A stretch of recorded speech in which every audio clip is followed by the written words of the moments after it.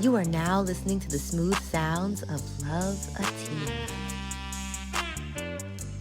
Ciao, beautiful souls. My name's Atia, and I am your future bestie in your head. I am a sex-positive animal activist. I grew up in Queens, New York, and was homeschooled/unschooled for about 12 years. I was a virgin until I was 24 and attempted to have a hoe phase for 2 years, which eventually led me to being accidentally/intentionally celibate. And here we are today. My past left me with a lot of wild stories, a lot of lessons, and a hell of a lot of trauma. Thank God for my wicked sense of humor, because God only knows I would have perished by now. With that being said, this is your gentle reminder that the Love-A-Tia experience was created as a safe space for me to reflect and share the lessons that I've learned from past traumas. Shit gets real on this podcast, and topics such as domestic violence, sexual assault, substance abuse, depression, anxiety, and suicide may be referenced. If you are working through feeling triggered by certain topics, this may not be the show for you right now, and that's okay. Healing takes time and isn't linear. I'll be here when you're ready. Now, without further ado, the Love-A-Tia experience is an experience. So get ready for laughs, crazy story times, and life-changing pleasure tips here on the Love-A-Tia Experience podcast. Good morning. Come on. Come on. That was gorgeous. Good morning, beautiful souls. How are you? As you can see, my main, recording time is mornings. I feel like it's when my brain is the most active. I also think that I love the mornings because I feel like it's when the energy is the most low. I'm not picking up on everybody's energy. I'm not picking up on everybody's thoughts. I'm not picking up on everybody's grief. So I really just get to sit with myself and focus and create. And yeah, I don't know. I think I might have to start doing what my dad does and wake up at 2:00 in the morning. You know, I used to judge it, but I totally get it now. I really do. But anyways, with that being said, I woke up so inspired. And we have been on a roll with this research of what sex and pleasure looked like before it was colonized. Because I think that if we can look at pleasure before and after colonization, we have a blueprint as to what we're trying to get to, right? As opposed to trying to build our blueprint off of colonized ideologies. So I wanted to read up a little bit on some more indigenous culture facts. I woke up with the thought, was rape and pillaging and sexual assault something that was taught by the white man, by the colonizers, by the Europeans? And I say this because, in my last episode of the podcast, we learned that there's an entire, there are entire rituals and ceremonies that happen with specifically the elders in the community, and then also with the younger people in the community, and sex would be used as a tool for healing.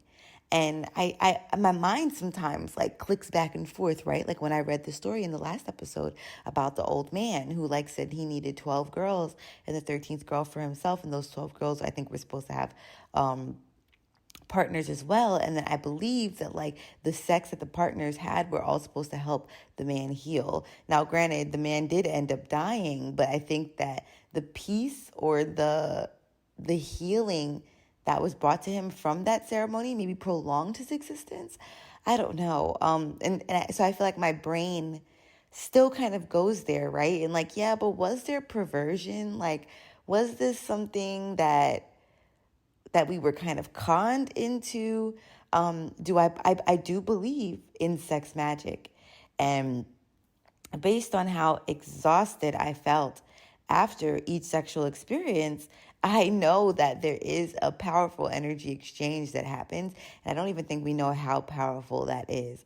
And I also think that in the world of self-pleasure, I think that there's an even deeper way that we can tap into ourselves. Like, for instance, the higher self trick, right? Like the trick that I've shared on Patreon, I've shared it on my blogs and my pleasure. It's everywhere. So I don't have to reiterate it now. And I think I've also talked about it on here. But yeah, pleasuring yourself to your higher self, and how different that is to pleasuring yourself to, say, maybe porn that was created for the male gaze, you know? So I just want to dive into this because I feel like I have this thread in my mind, and the thread is so intertwined and interweaved with some bullshit. So I'm trying to uninterweave the bullshit. And, you know, the thing that I'm learning, right, about like research, about blogs, about books, about old text, is that these are all opinion-based things, right? Even when people say, oh, this is a fact, we have to believe that this person saw this thing to know that it was a fact, or that someone believable or someone trustworthy saw this thing to know that it's a fact, which then makes me realize that we've become a very specific society. So, for instance, like fact versus fiction, truth versus lies. They always say, like, when there's a party of two, right? Somebody has their truth. There's a woman and a man. The woman has her truth. The man has his truth. And then there's the truth. And to me, the truth is the universal truth. The truth that kind of only the universe sometimes can ever know. And so even when I think about like people, right, there is this huge debate that has been happening online of who are the people that were here first. Was it African people? Was it Native American, or what I like to say, indigenous people? There's been an uproar about if the word indigenous is even like a good word to use, right? Like, but I heard that story through a white woman who is dating a Mexican man, and he was offended by the word indigenous because he feels like, I don't even want to misinterpret what he said, but I say all this to say that I think that this can all be solved, the who was here first, by just thinking of people as original people and unoriginal people. Who are the people that were here first? Who were the people that took over? Who were the people that were here first? Who were the people that literally took the people that were here first and redistributed them around the world? That is where the discourse, I think, can end. And I think that if we can slowly begin to share this concept with people, I think that that can help. I think that we were all here, minus the unoriginal people. I think that even when you look at like Melanesia, they always say, oh yeah, well, some say that Melanesians don't have African descent. They were just in Melanesia, and that's just what they are. They're Melanesian, right? And so I think that that's kind of what contributed to the rabbit hole, because people are like so distraught. Like, Melanesians don't, and first of all, you're generalizing people, right? Which is a bad thing. But people online are like, Melanesians don't want to be associated with Africa. And it's like, no, I think that Melanesians just maybe are Melanesian.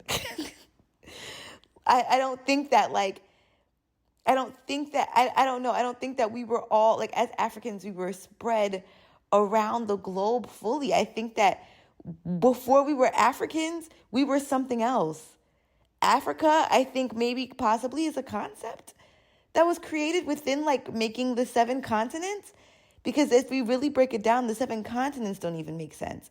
How are you breaking down one mass area of land? Granted, yes, it's separated by the waters, but like not everything.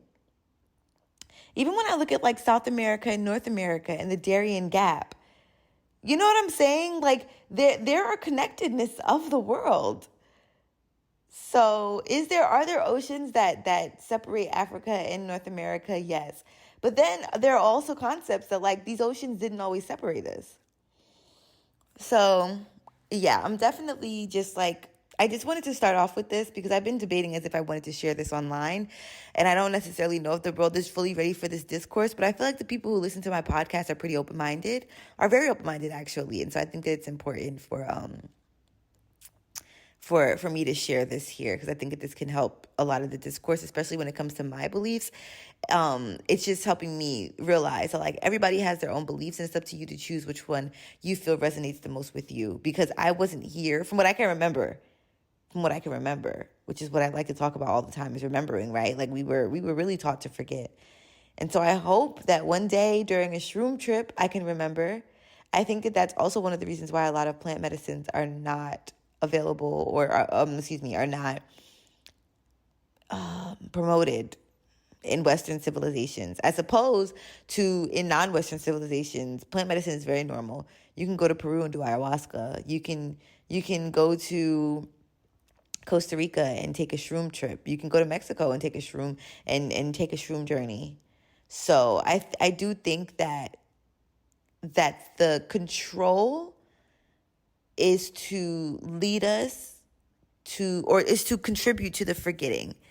I think the goal has always been to forget. And that's why they have the Bible. That's why we have the transcripts. And they say, oh, no, you forgot. So here's a book so that you know what to remember with these things that I'm recounting, because Jesus didn't necessarily tell me straight up, but I had a feeling that this is what Jesus wanted me to say. That's what the Bible, like the Christian Bible, gives.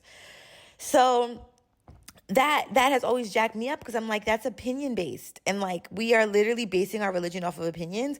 And it's like, yes, yeah, we are, because everything in this world is opinion based. And it's really up to the people who choose to believe it. And I also feel like when you look at a lot of Christians and a lot of people who decide to go to Christ, and I'm just specifically talking about Christians right now, I'm not talking about Muslims, Jewish, Islamic, Buddhist. They all have their own things going on. But I have just had my main experiences with Christianity.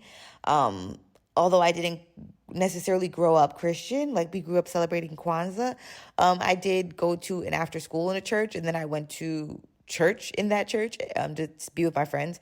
And then I went to three vacation Bible schools.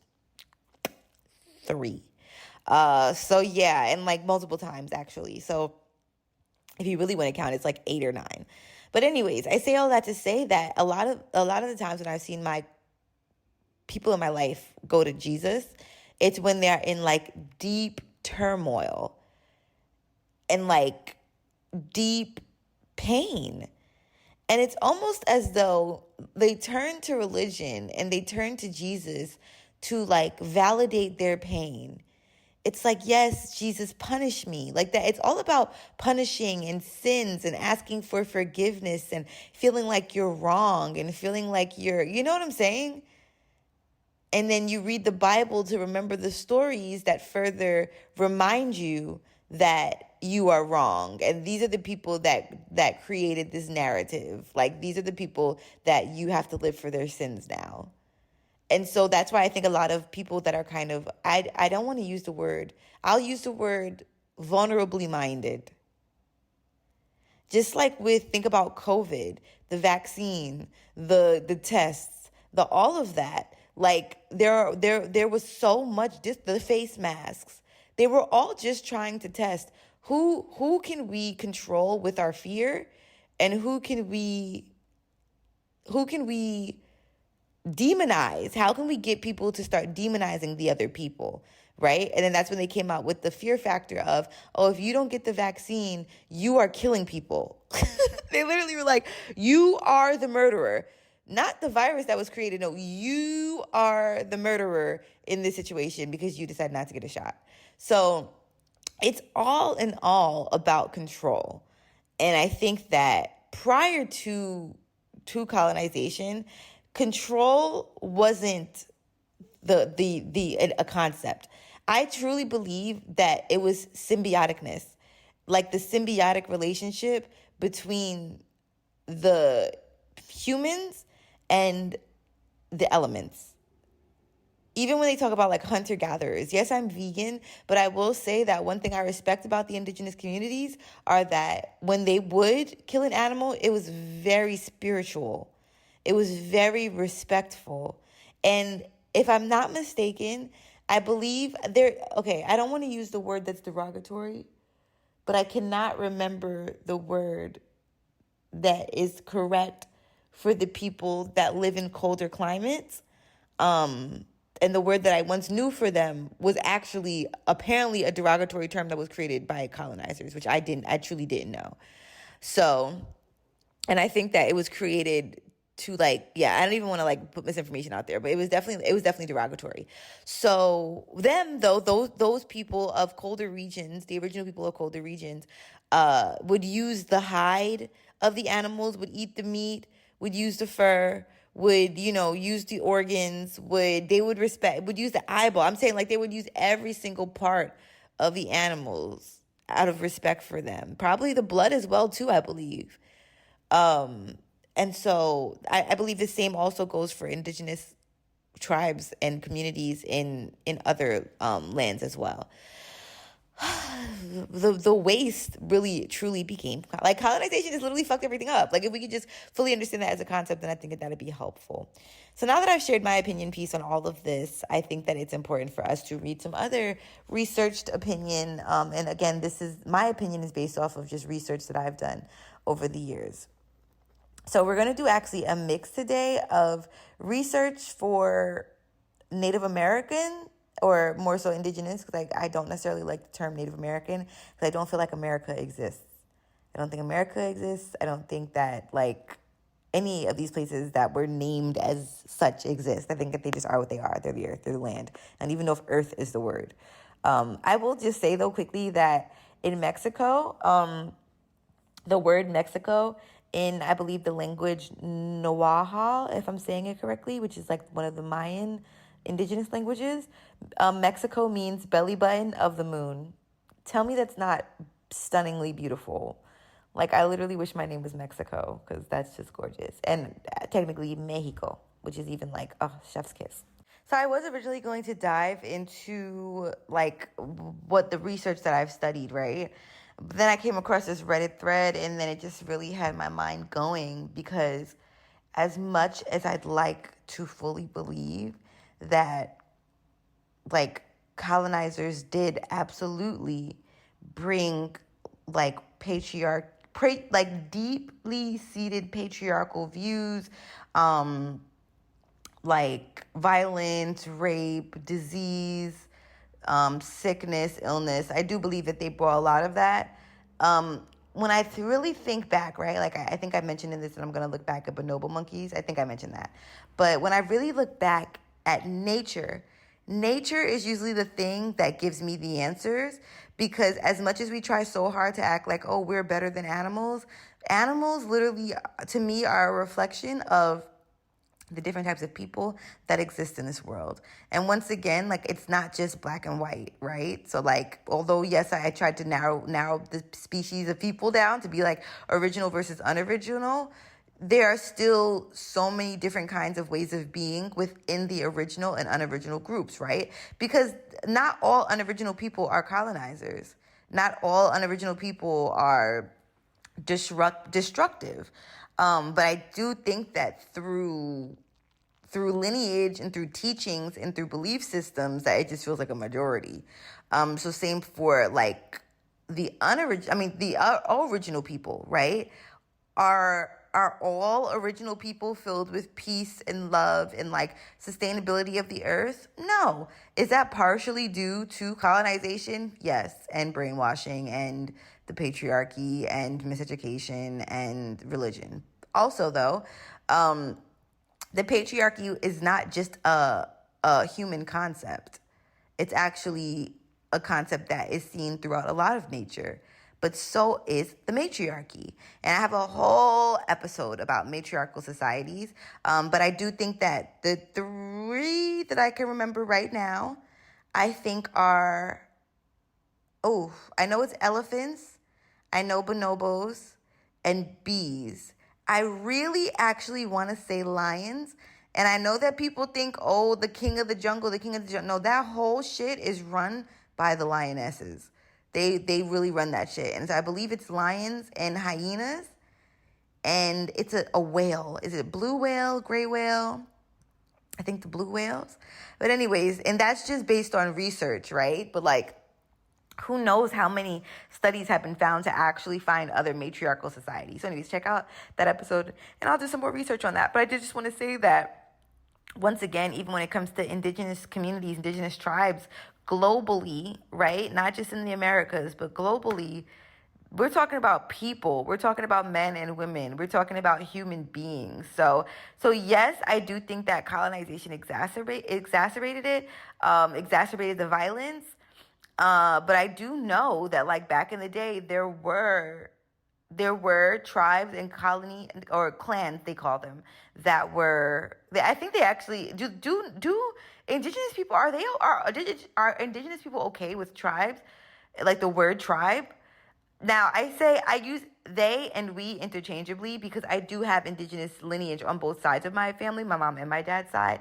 It's just I've received so much different information about from which tribes and from whom, that just gets a little sticky. So I do know that I have absolutely original blood, and I mean I am an original person, just based off my lineage, but where I'm originally from is the question. That's how the white man fucked this up. Okay. So with that being said, a part of me, I know that Reddit is literally just opinions, okay? Like I fully need you to understand that. Like before I dive into this, I really do. But I would just like to share some of these other people's opinions. And if you want to cite me as a non-credible source because I'm reading the opinions of Redditors, totally get it. But I am not saying this is credible. I'm just saying it does have my mind thinking. Because you also never know who's commenting these things, right? So are they indigenous? Are they not? So anyways, I might wrap it up with these Reddit threads because it's a lot of information here that I think is very interesting, and they do have a lot of resources that lead to them, but a lot of them do just say like, hey, this is an independent opinion. So before I dive into the Reddit stuff, let's just go into some actual factual shit. Okay, so this website, I actually originally wasn't going to read it because I didn't like the URL. But then once I learned how much like Native American or just indigenous history has been erased and deleted, and then also like realizing that there are so many different kinds of, like I said, indigenous clans and communities that all have their own different beliefs, I learned that like I'm not always going to find shit directly on like, I don't even know what a credible website would be. So anyways, this article is called Indigenous Sexualities, Resisting Conquest and Translation. I also just wanted to say that not indigenous people, they put up a fight. Like they did not just like lay down and die. They literally put up a fight. But I also just think of the concept of like, they knew that white people were fucking ugly. But like ugly on the inside. Like they knew, I think that they truly knew that. But I also just think that as beautiful people, I don't know if all of the clans fully were like ready to fight. Oh, I can't wait to do more research on this because I just want to fucking know. I want to know. I don't want to go to school for this, but like I am going to educate myself on this like distinctly. Fuck reality TV. Like I just want to learn. But yeah, I just wonder if, I think that when you're not an evil person, you don't always inherently believe that people are evil. And in my book, I compare that to like trigger warning, sexual assault. But when I was sexually assaulted, like I didn't go over to my friend's house thinking, oh, hey, I should be careful that he's going to sexually assault me. No, I just was fucking thinking I'm going over to my friend's house. Which is crazy, which is the irony because I went over to somebody's house and then I got assaulted and the colonizers came into somebody's house and assaulted them. Just let that sit with you. Okay, so this article is by Manuela El Pique and Josi Ticuna. This is an excerpt from Sexuality and Translation in World Politics. And they have, I guess that's a book. It says get your free copy here. Ooh, get your free copy here. I want that, baby. Okay. Wow. Yeah. Okay. So it says, sexual diversity has historically been the norm, not the exception, among indigenous peoples. Astral tongues prove it. In Huaytan, Mexico, the mues are neither man nor woman, but a Zapotec gender hybridity. In Hawaii, the Mao embrace both the feminine and masculine. The Maori term Takatapui describe same-sex intimate relationships. And since the 1980s, it is a term alongside the term it is the term used alongside the term queer. I like that. Takatapui. Non-monogamy is the norm among the Zoes peoples in Amazonia and in the Ladakis in the Himalayas. In other words, indigenous sexualities were never straight. Wow. Ranging from cross-dressing to homo-affective families, they are as diverse as the peoples who practice them. But if native terminologies referring to same-sex practices and non-binary fluid understandings of gender existed before the emergence of LGBT frameworks, why are indigenous experiences invisible in international sexual rights debates? Language shows that indigenous queerness in its own context realities? Why does that word look so strange? Realities, contextual realities, predates the global LGBT framework. Yet, indigenous experiences are rarely perceived as a locus of sexual diversity. This is partly because indigenous peoples are imagined as remnants of the past, exactly, whereas sexual diversity is associated with political modernity. In Indians, in Unexpected Places, Philip Delorius explored, that's a book, I guess, explored cultural expectations that branded indigenous peoples as having missed out on modernity. Jesus. Sexual freedoms, in turn, are associated with global human rights, secular modernity, and Western cosmopolitanism. Indigenous homosexualities provoke chuckles because they provoke chuckles. They make people laugh because they disrupt expectations of modernity. I think I'm saying that word. Modernity. They surprise because they express sexual diversity in non-modern places. Indigenous queerness is also invisible because sexual terminologies are lost in translation.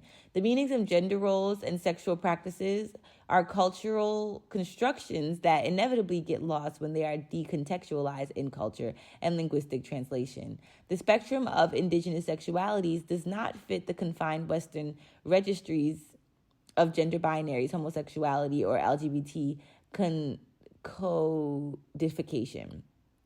I was just thinking about that too. I didn't know there was a word for it, codification. Because I was like, I don't think that these words really fucking exist. Like LGBTQ, obviously that's like a term or whatever, but like heterosexuality, even like the term two-spirit, I feel like that lies more. But once again, it's like a word for Native Americans as opposed to indigenous people in other lands had other words for non-binary, or not for non-binary, I'm sorry, for people who feel like they were a bit of both, which to me, I don't know. I think I'm still understanding my concept of non-binary, and I believe that maybe there are multiple concepts of it.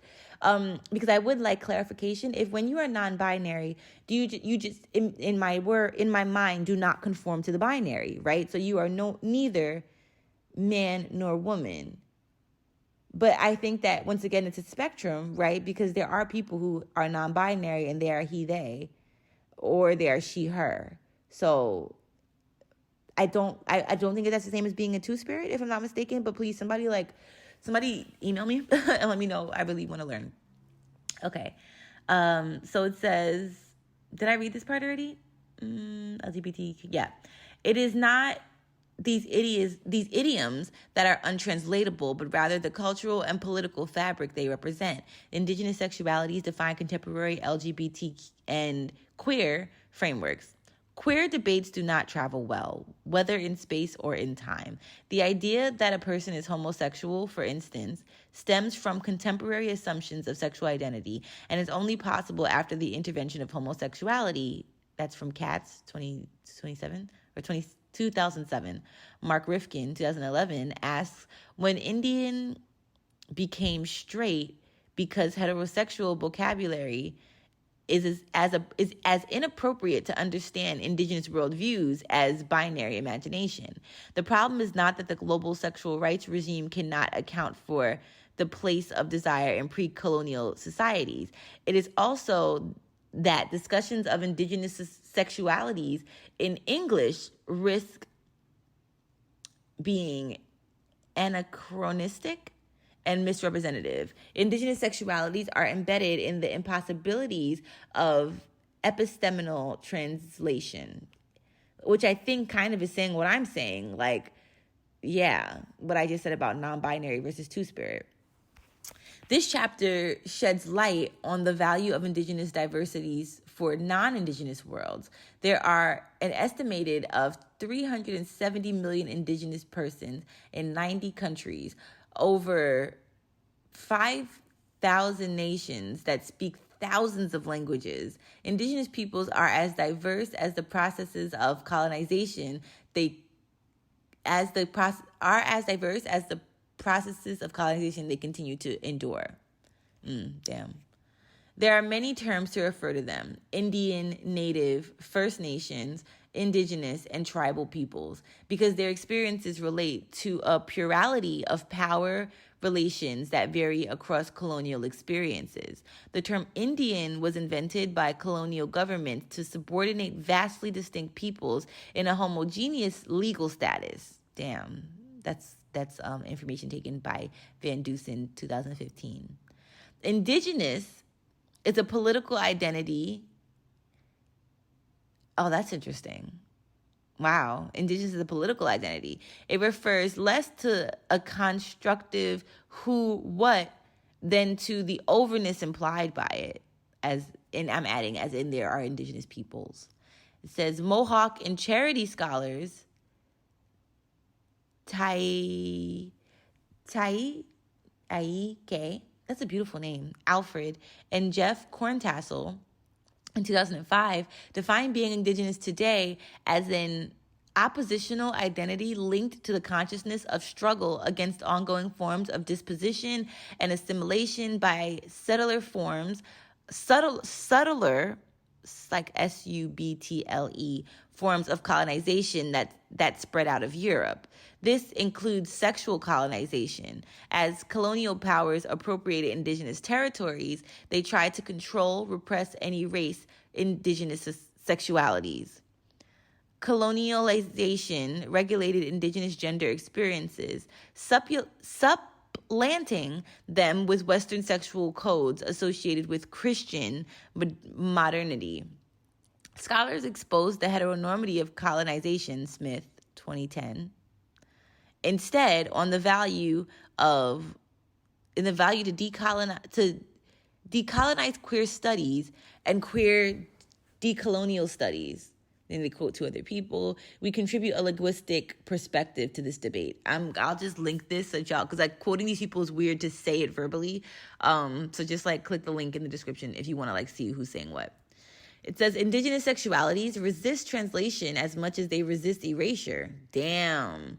This essay first looks at the vast diversity of indigenous sexualities across time and borders through language. We then show how Ticuna women are resisting ongoing forms of sexual colonization in Amazonia, revealing the ways the decolonization of sexualities is central to indigenous self-determination. It says, lost in colonial translation. Indigenous sexualities defy LGBT categorization. They resist translation into the conceptual limits of LGBT categories. Quick pause is very interesting because as I've dove in deeper into, I'll call it queerness for now, but I wanted to come up with another word for it now. Maybe I'll call myself rainbow. I'm a colorful spirit. Oh, I love that. My sexuality is colorful. I love that. I'm saying that. Okay, so now that we know that I have a colorful sexuality, I think about the discord, right, between gay men, gay women, trans men, non-binary people, and how like there's a lot of back and forth. There's a lot of like I don't know, just our communities don't always mesh. And in my head, because we were lumped together, I thought that we would all kind of support each other. But there's definitely like prejudice within each community. I've seen it myself. I've experienced it myself. And I mean, even for me, like, it's very interesting when I think about like homophobic people, right? Because I'm like, 3 of my most traumatic experiences have happened due to gay men. Well, probably more honestly, and I just didn't know that they were out and gay. But like, I don't say now, like, I don't have anything against all gay men. You know what I'm saying? Like, I'm not lumping all of them together, although sometimes the pain is so deep that I know that I have some beautiful spirits in my life who are queer gay men. So I think that the breakdown of like the L, the lesbians, the G, the gays, the B, the bis, the T, the trans, I think that those are all, once again, dividers. And I think that the more that we have these like very, I don't know, because even I feel like they're about to break down, like even more breakdowns of queerness in like indigenous societies. And I'm just like, are we, even when I think about clans in indigenous societies, I'm like, are we supposed to be separated? Are we supposed to be together? Are all of us supposed to just kind of be in our own little worlds, in our own little communities? Because I feel like this enmeshment, like, people are always talking about like, oh, segregation, like, like there's a joke on my side of TikTok about how like, we're like, bring segregation back. Like, what the fuck is this? Because we feel like we're just being so used as a society. But it's like, and of course, don't bring back the hatred of segregation, but like the separation where we have our own shit. Yeah, because I think there'd be less germs, to be honest with you. So it just makes me think, like, maybe that I feel like I just contradicted myself, though, right? Because I'm like, oh, there should be segregation, but then I feel like I'm not, because I'm like, yeah, because the LG, the B, T, and the Q, we're not all getting along. Like, we're not. I've heard some really ignorant things said about trans women from people in the community. You know what I'm saying? Like, I've heard ignorant things about trans women from people that identify as trans people. And it's very interesting. But once again, that can just be projected struggles that one person may have been going through. Man, at the end of the day gotta end. But I will just say that I think that we are all just beings that are just projecting whatever our life experiences are at the time. That's what it is. It's very, very interesting. All right, my lovelies, let's dive back in. It says, lost in colonial translation. Indigenous sexualities defy LGBT categorization. Wait, one more thing. I just think that if we just go back to what was it called? I have it quoted. Hold on, let me get it. It's corporeal sovereignty, like having sovereignty over our own bodies.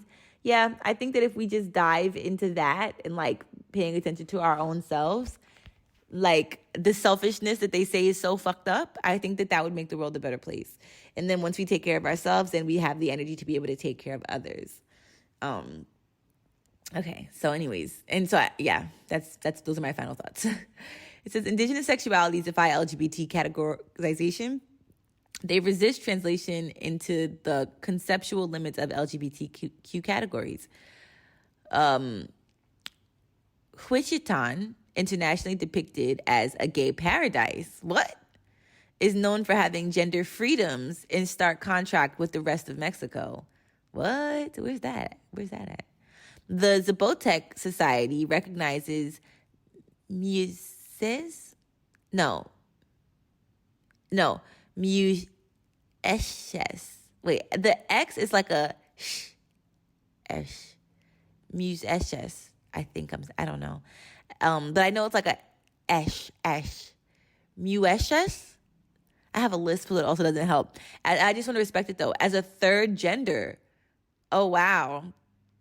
And they say that the muesches are people who are biologically male, but embody a third gender that is neither male nor female, and who refuse to be translated as transvestite. The muesches, I just really want to know how this is said. Hold on. How do you say, like, pronunciation? Oh, look at them. Oh, they're so beautiful. They have pictures of them on Google.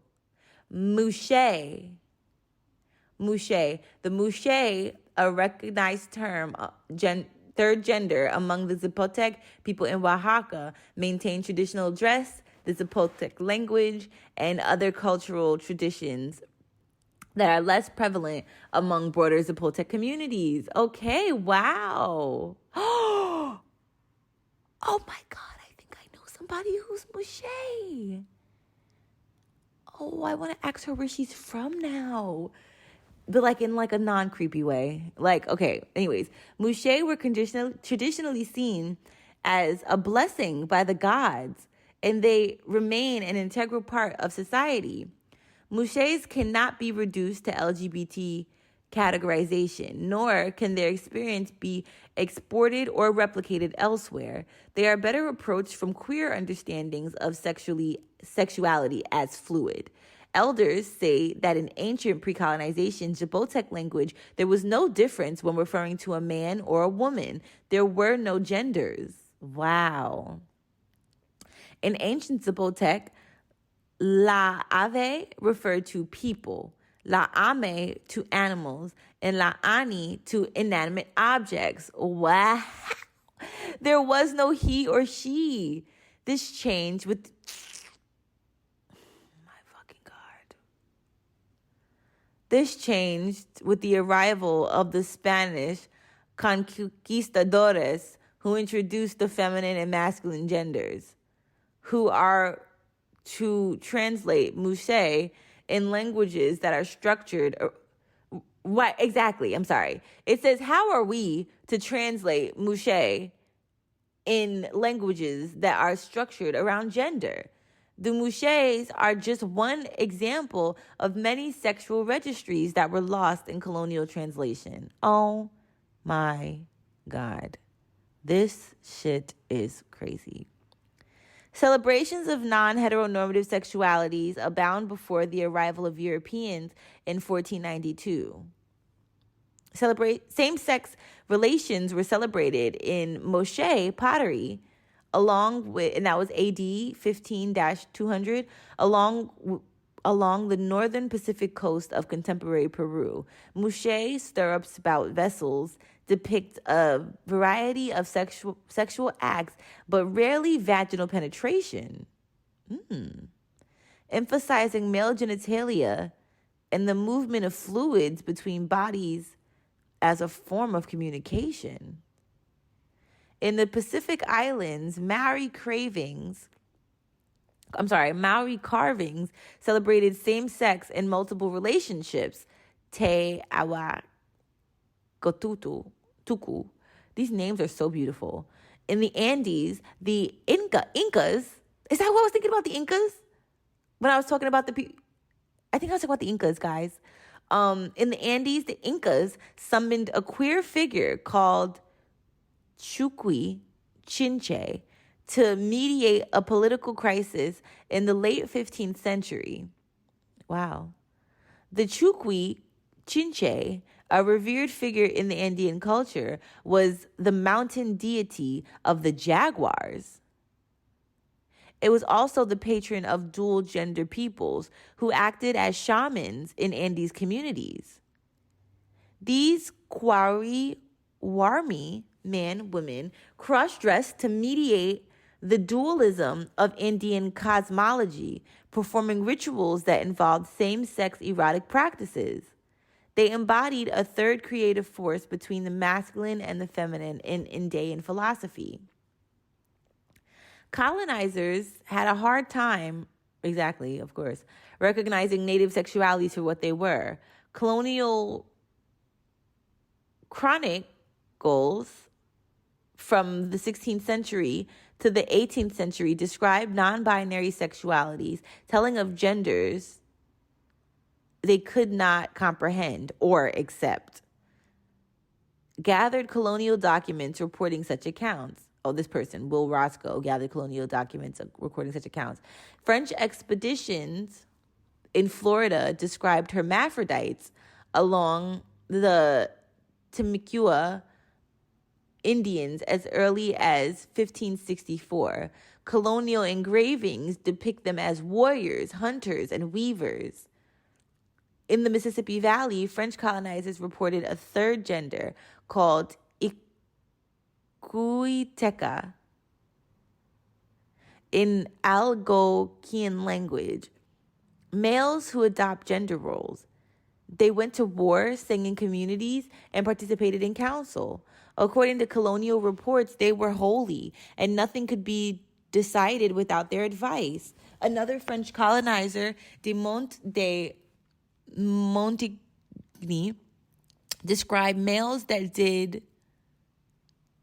women's work and had sex with men along the Natchez in the lower Mississippi religion in the 18th century.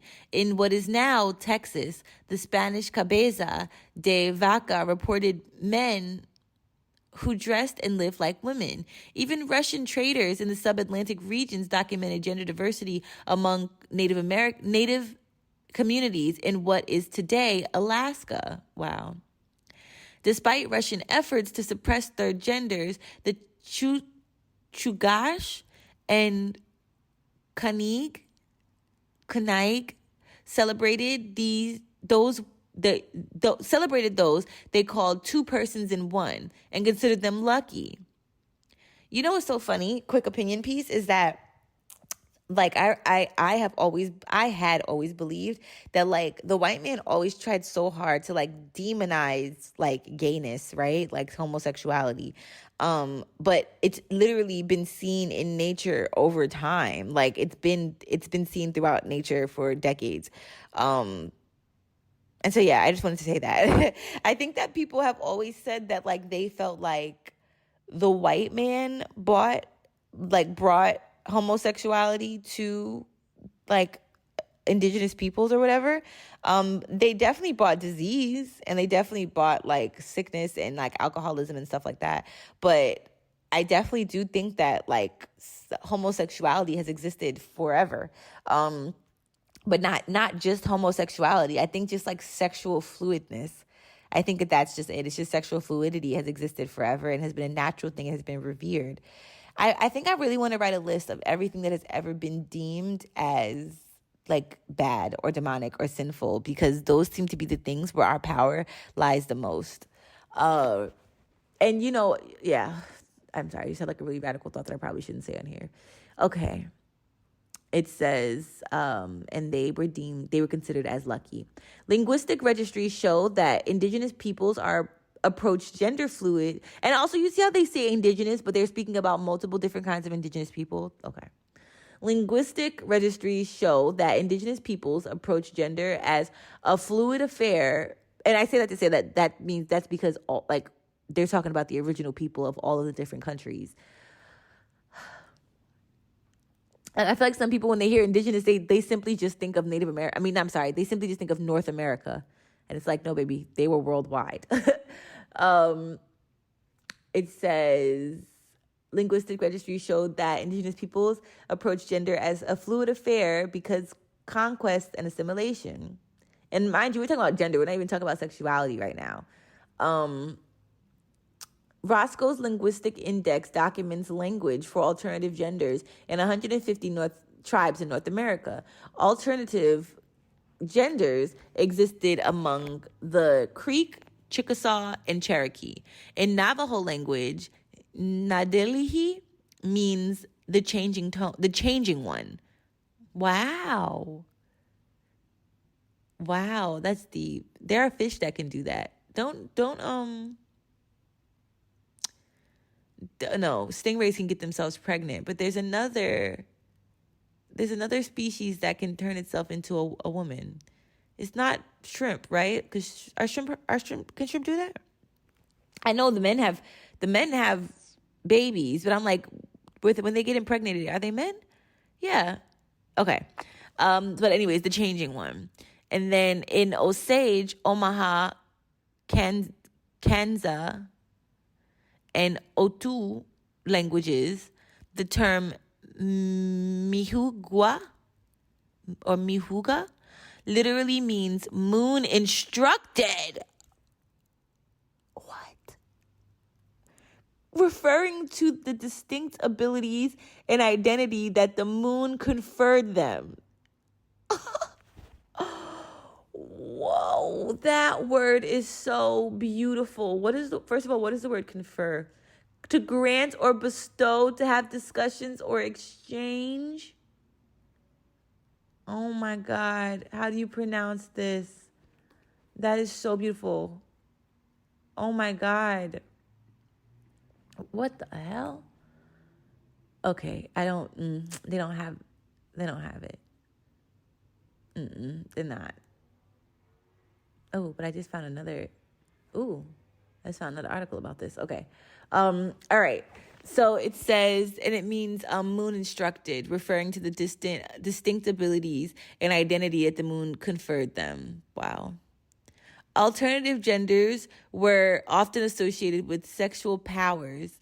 The Potawatomi considered them extraordinary people. For the Lakota, Winkte people had auspicious powers and could predict the future. Wow. Lakota warriors visited Winkte before going to battle to increase their strength. The Hemeno directed the important victory dance because they embodied the central principles of balance and synthesis in Cheyenne philosophy. Women engaged in same-sex practices and alternative genders that marked lifelong identities. Wow. Nearly a third of the groups in Roscoe's index had ways of referring specifically to women who undertook male roles. Evelyn Blackwood argues that the male cross-gender role in Native American context constituted an opportunity to assume male roles permanently and to marry women. A trader for the American Fur Company that traveled up the Missouri River reported that Woman Chief, a Crow woman who led men into battle, had 4 wives and was a respected authority who sat in Crow's council. That's what I'm talking about. That's what I'm talking about. Also, the fucking American Fur Company, be fucking for real. Like, see? God. Blackwood argues that Native American ideology among Western tribes associated sexual behavior from concepts of male, female gender roles and was not concerned with gender identity. This means, for instance, that gender roles did not restrict sexual partners. Individuals had a gender identity, but not a corresponding sexual identity. Wait a second. I got to read that over. I'm so sorry, y'all. It says Blackwood argues that Native American ideology among Western tribes dissociated sexual behavior from concepts of male-female gender roles. It was not concerned with gender identity. This means, for instance, that gender roles did not restrict sexual partners. Individuals had gender identity, but not a corresponding sexual identity. In other words, sex was not entangled in gender ideology. Blackwood stresses the unimportance of biological sex for gender roles in Native worldviews for Western tribes in the U.S. And that's specifically for Western tribes in the U.S. There was much overlapping of masculine and feminine, and people who were once married and had kids would later in life pursue same-sex relationships. Roscoe interprets this fluidity as a distinction between reproductive and non-reproductive sex, rather than a distinctive between heterosexual and same-sex sexuality. Interpretations vary. Wow. What is certain is the indigenous cultures have long recognized non-heterosexual sexualities and alternative genders, socially respected, integrated, and often revered them. Fuck. Yo, this is deep. You know what, y'all? This is a lot. Like, I might not even move on to the next fucking one. Seriously, I might just go with this one. Because that's deep, and I don't want to give us, like, information overload. Okay. Sexual colonization. Dear Lord. The rich diversity in native sexualities took a hard hit with post 1492 colonial expansion, with brutally expressed non-heteronormative practices. Chronicles like the Relación de Servicios in India's labeled Inca sacred figures like Chiqui Chinche as diabolical, and described natives as ruinous people who, quote unquote, are all sodomites, end quote. Wow. And called for their extermination. An infamous example is the 1513 massacre of quote unquote sodomites by Spanish conqueror Vasco Nunez de Balboa in Panama. Balboa threw the brother of Chief Curaca and 40 of his companions to the dogs for being dressed as women. The brutal killings were engraved by Theodore de Bry's 1594 Les Grands Voyages. In another macabre episode, French colonizers tie a hermaphrodite. Yo, quick pause. I'm so sorry, guys. You know, I kept saying, I kept trying to book this trip to Europe, right? And it just kept not clicking. And I kept thinking that I wanted to go visit my friends that were in Europe. I have a friend in Berlin. I have a friend in Prague. But like something just didn't necessarily hit for me with that, right? Like I can't. And like, I think that this is it. I think that it's like deep down, my bones know how disgusting like Europeans treated everybody else, treated themselves even. And like, I don't want to really go pour into the tourism or the lands that like literally disrupted my people. You know, I don't really want to fall into the hype. The only reason why I've even ever been in Europe to Italy was for my dad's wedding. And I remember being so pissed. Like, if you look back at the family pictures, when we were in the Coliseum, like, we still laugh about it to this day. Like, there's literally a picture. We were in the Coliseum in Rome, and they literally had just told us how, like, millions of slaves were murdered in front of everybody. And, like, millions and billions of animals were also murdered by everybody. So if the slaves were not enough, you could have really stopped at the animals. To be honest, I was already pissed about the animals. So that had the slaves in it. And like exotic wild animals. I mean, even if it was fucking cats, that's horrible. Even if it was fish, even if it was mosquitoes, a mass killing of anything is bad. So yeah, I was miserable and I didn't smile in those pictures. And I remember one time, like I asked somebody was like, "Hey, can you take a picture of me?" Like a random white girl. So I took a picture of her, and then he was like, "Do you want a picture?" I was like, "Sure." And I put up my middle finger literally while standing in the Coliseum. How can you go to pay to be around places where there were massacres of your people for entertainment? I will never understand.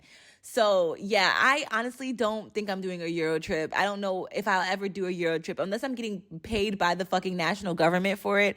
I don't see myself. There are so many other places I'd rather go. So what I think I'm going to do is write a list of different places that I would like to explore, and then take a trip and meet my homegirls in said places.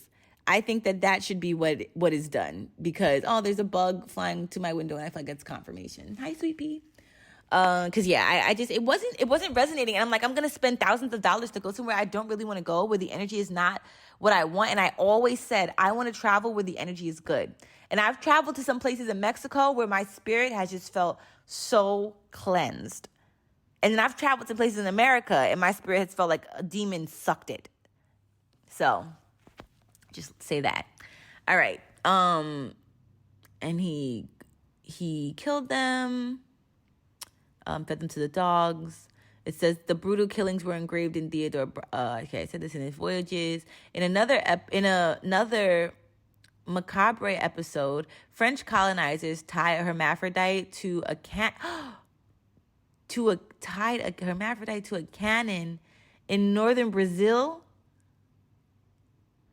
And Capuchin priest Yves de Arros describes how the French chased the quote-unquote poor Indian who was more man than a woman and convicted him to purify the land. Fernandez and Arisi, 2017. That's what the fuck? The punishment consisted of tying the person's waist to the mouth of the cannon and making a native chief light the fuse that dismantled the body in front of all other quote-unquote savages. I'm about to throw up. I can literally never visit France, and I can literally never visit Spain. Whoa. I don't even want to keep reading, bro.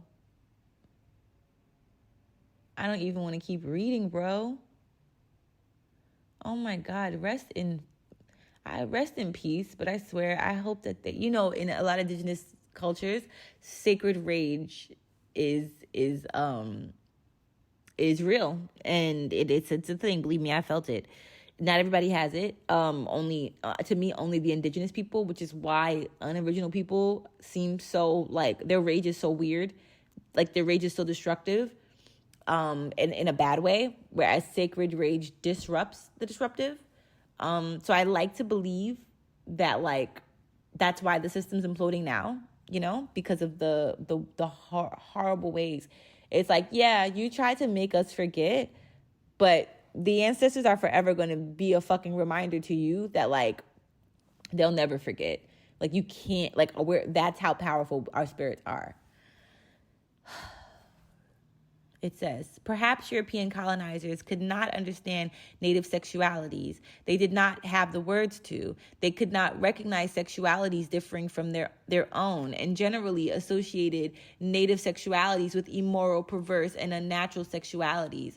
Vanita Seth explains the European difficulty in representing difference as stemming from a broader inability to translate the new world into a familiar language. In that sense, the quote-unquote discovery was simply impaired by the colonizers' inability to convert what they encountered across the New World into accessible language. Yet, the colonial disruption of native sexualities is more than a mere inability to see otherness. Oh! Labeling native sexualities as unnatural justified violence, repression, and the heterosexualization of Indians was as much a process of modernization as of disposition.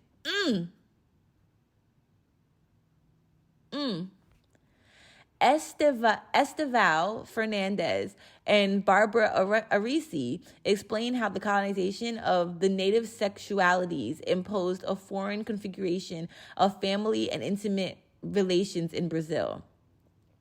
The state created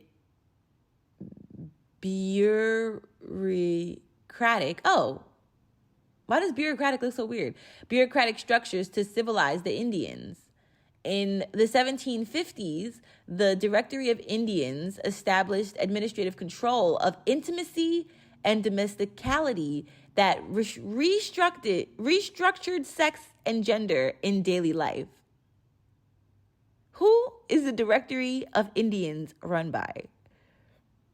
The bureaucratic interventions centered on compulsory heterosexuality, decrying the incivility of indigenous homes where several families, quote unquote, live as beasts, not following the law of honesty. Due to the diversity of the sexes, indigenous households were subject to the monogamous laws of honesty, and indigenous heterosexualization initiated the process of civilization. Rifkin's refers to a similar process in Native North America as hetero homemaking. Heteronormativity made it possible for any other sexuality, gender, or family organizing to exist. The framing of native sexualities of queer and straight straight, imposed the colonial state as an axiomatic unit of political collectivity. Indigenous peoples were served to translate themselves in terms consistent with the state of its jurisdiction. Sexual Sexual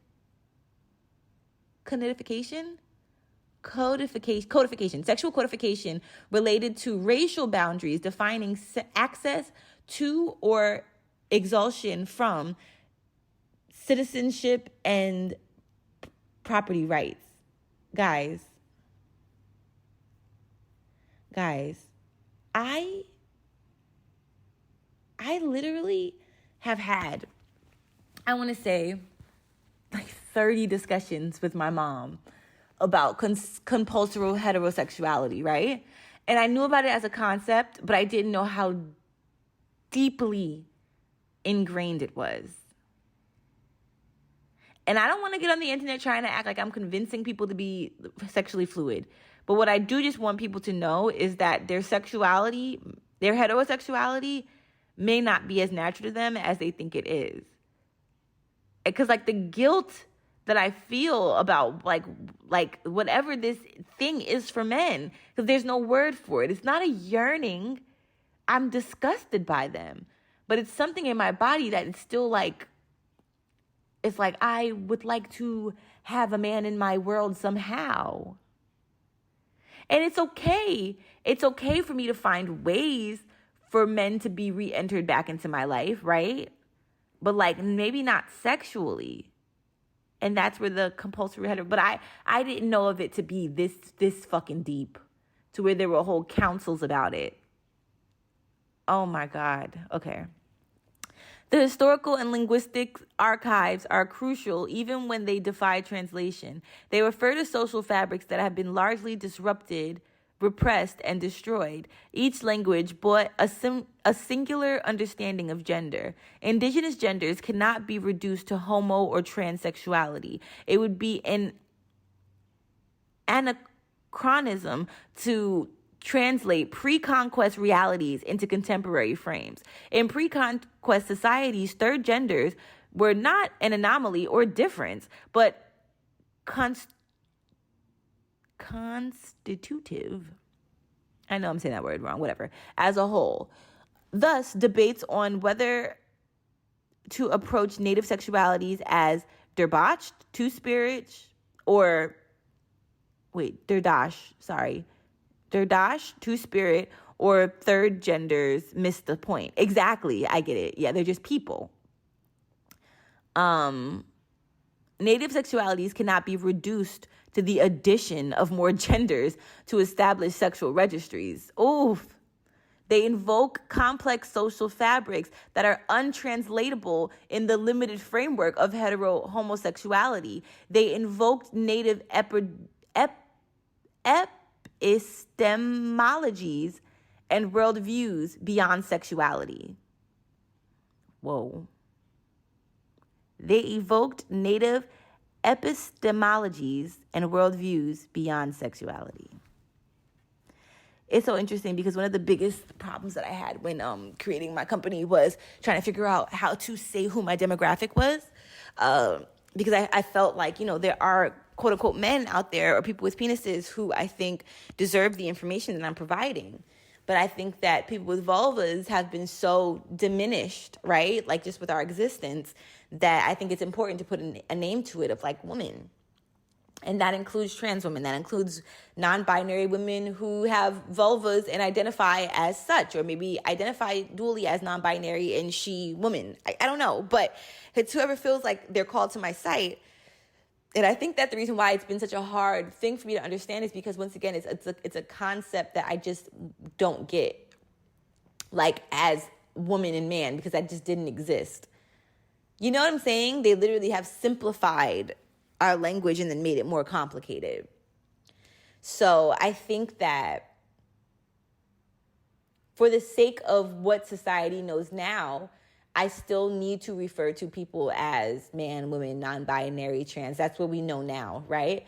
But I look forward to the day in my writings when I'm able to not have to do that, and when I'm able to be able to introduce new language and learn new language as well to introduce.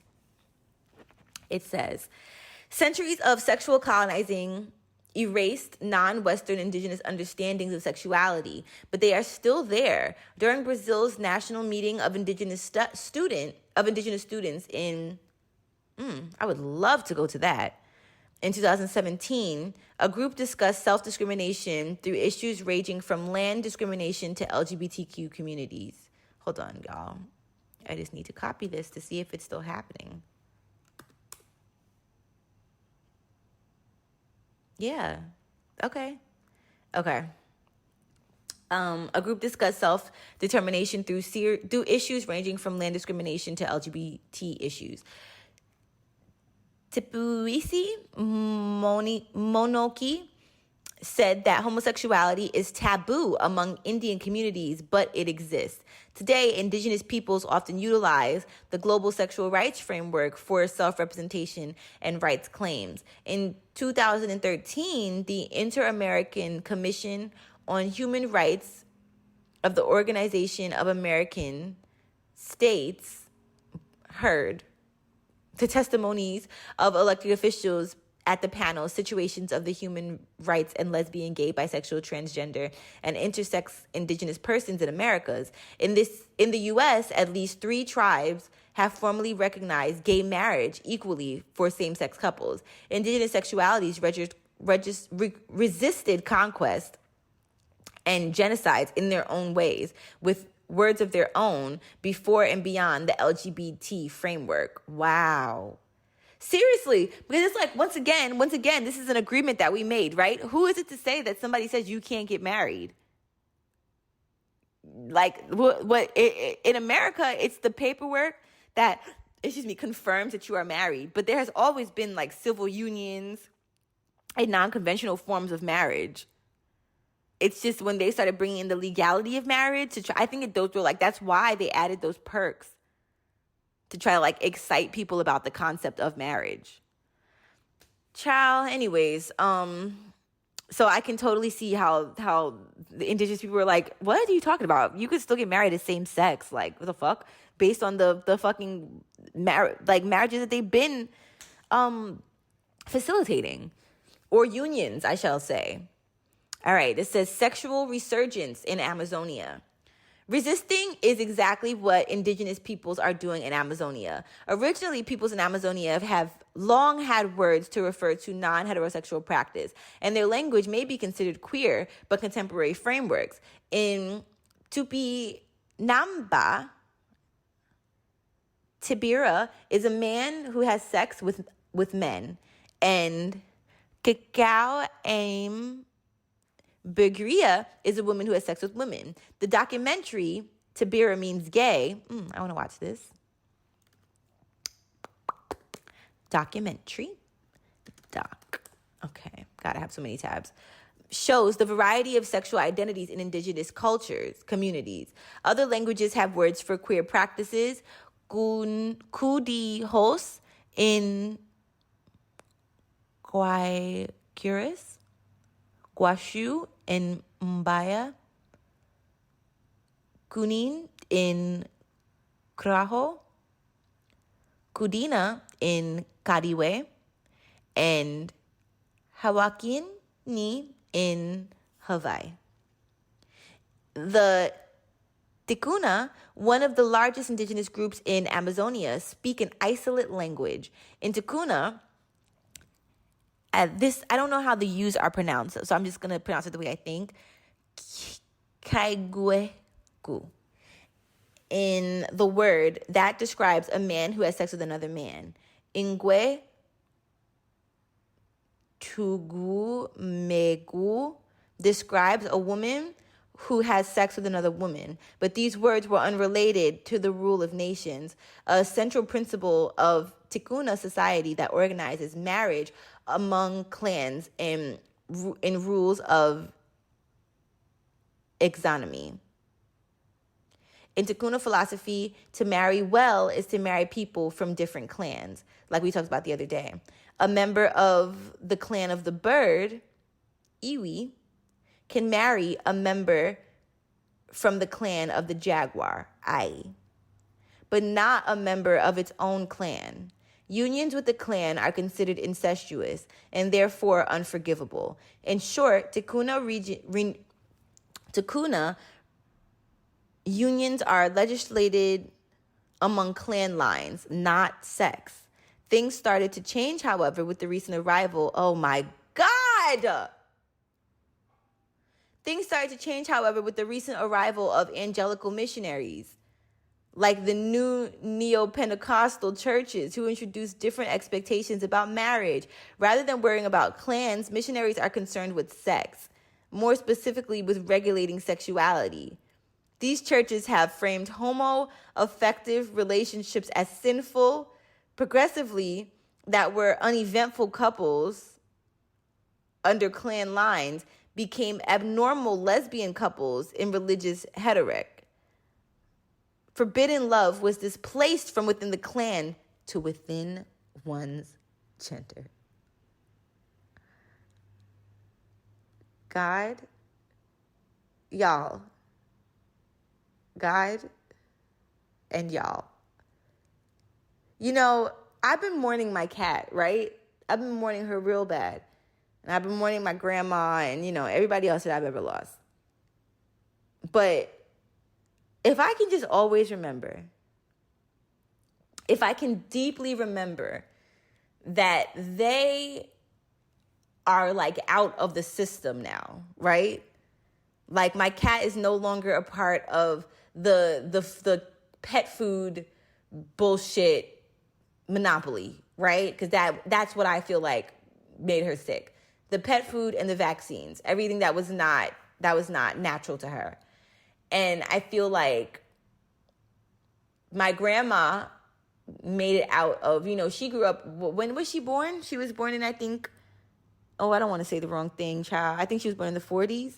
But she grew up in a time where, she grew up in the midst of that change and, in the midst of that, of watching the world unfold and become what it is today. And I think that certain people like me were put on this earth right now at this time because I apparently have a mission that I need to do to contribute to the betterment of the planet. But I will say that I can't get over that they literally, that they are still out there, these fucking missionaries, yo. I also realized that I probably need to, really re-refine what my boundaries are when it comes to energy that's in my life now. Seriously. No, seriously. No, seriously. If you believe in Jesus, I don't think you can be in my life. I don't need that negative energy. No, I really don't. I truly don't. I was going to talk to this guy one time, and then he had, Jesus loves in his bio. I said, I'm good, babe. It's okay.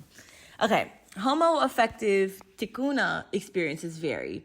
Some are marginalized by their communities, treated with contempt by their families, or even expelled from their homes. Many fear making their sexuality public. Some mothers even forbid their daughters to see me. Oh, this is a quote. Some mothers literally even forbid their daughters to see me because I am Makuda, said one of them. Discrimination turns into social marginalization and destroys ties of cultural belonging, making women feel excluded. Some are forced to leave their homes and communities, even to suicide. In other cases, families and communities normalize sexual diversity. This happened to 32-year-old Warina. Her father, a priest in a new church called Brotherhood of Santa Cruz, was hesitant in accepting his daughter's sexuality because of the repercussions in the community. As a public religious political figure, he worried about moral considerations like honor and respect that were elements used to negotiate his legitimacy and social position. He eventually talked to the head priest of his church, who described the situation as a challenge from God. This is when he woke up, tells Warina. He interpreted the challenge to be teaching his followers the tolerance, this is what I'm talking about, the tolerance of diverse forms of sexuality as being blessed by God. Thank you. Why would you think of a challenge as being a bad thing? That is so beautiful. His mission became to convince his community to accept his daughter's homo-affective choices. He talked to people across his church, preached for same-sex love, and countered homophobia in his community. Wow. Takuna women, too, are taking matters into their own hands, invoking the rule of nations to defend their autonomy to love in their own Takuna terms. They defend homo-affective relationships as consistent with the clan rules of exonomy. For Bachichuna, there is little doubt that sexual diversity is intrinsically indigenous. Sexual discrimination was brought in by a vogue of evangelical religions. Our ancestors experienced people living homo-affective lives, but never interpreted it as something malicious. It is religion that came to interfere with our cultural trying to evangelize us. That's a quote, sorry. They don't say who that quote is from, though. Maybe the quote is Bochuchuna? Churches introduced lesbianism as forbidden love, permitting Takuna cosmovision with exonomous moralities that signal the colonial power of religion over indigenous peoples. What is detrimental to Takuna culture is the foreign imposition of religions by missionaries. Homo-effectiveness ties, they claim, respect the rules of nations and therefore reinforce Takuna's self-determination. Okay, I'm coming up to the conclusion. Takuna women are invoking ancestrally to battle new waves of homophobia introduced by outsiders. Their homo-affective families raise their children in accordance with ancestral clans. Women claim that same-sex relationships give community to Takuna rules of nations, insisting on clan lines to secure sexual freedoms.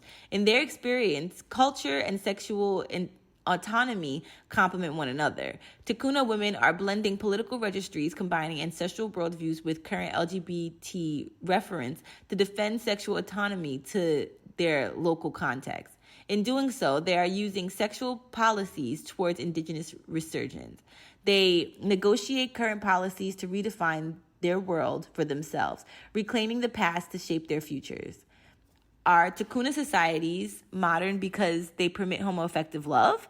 The societies of sexual diversity told above invite us to reconsider assumed cartographies of modernity. They debunk nations of natural periphasies isolated from global modernities and embedded in colonial processes. Amazonia is not that disentangled from global dynamics, nor a land without sexual history. Similarly, narratives that posit sexual liberation as a Western modern phenomenon need reframing. Their sexual policies are not about modernity, and we should not invoke LGBT codification to validate them. Indigenous sexualities defy translation. They refer to political systems beyond framework of LGBT rights. And now for the conclusion. For many indigenous peoples across the world, diverse sexualities and multiple genders are not a Western introduction. Heteronormativity is. Indigenous intimacies were repressed, pathologized, and erased by violent processes of colonial disposition. Yet indigenous languages resist so indigenous sexualities can resurge. They resist heteronormative colonialism. They embody the possibility of radical resurgence. Indigenous sexualities matter beyond sexual policies because they expand the political imagination, not sexual vocabularies. It is not the decolonization of indigenous lifeways alone that is at stake. It is the diversification of ways of knowing that is at stake, our ability to emancipate from one single system of codifying sexualities. To indigenize sexualities is a theoretic project in a sense of moving beyond categorizations and political borders, in the sense of making visible how colonialism and sexuality interact with the perverse logic of modernity. Scholars have exposed the heteronormativity of colonization and insisted on the value of decolonizing queer studies and queer decolonial studies. In this chapter, we showed how language evokes and resists political dynamics. We value indigenous languages for the plurality of gender roles and sexual practices they encompass, but they do so much more than simply expand sexual repertoires. As Fernandez and Arisi rightly claim, indigenous sexualities matter because of what we can learn from them, not about them. Indigenous sexualities expand the imagination with new epistemologies. This article, I'm so happy I read it. Oh my God. It literally says e-ir.info. Like, that's the website. But it's International Relations. That's what that stands for. This was written August 20th, 2019. And they also have a book that has a free PDF, which I think is so cool that it's also free. Like, I think that's really cool. Wow. And they have, a table of contents. Yeah, we're definitely going to dive the fuck in. Okay. Now, I'm going to stop it there. I know I said I wanted to talk about bonobos, but I think that we need to, just decompress and get into our bodies. So I'm going to put my phone down and we're going to take 3 deep, deep breaths, okay? Ready?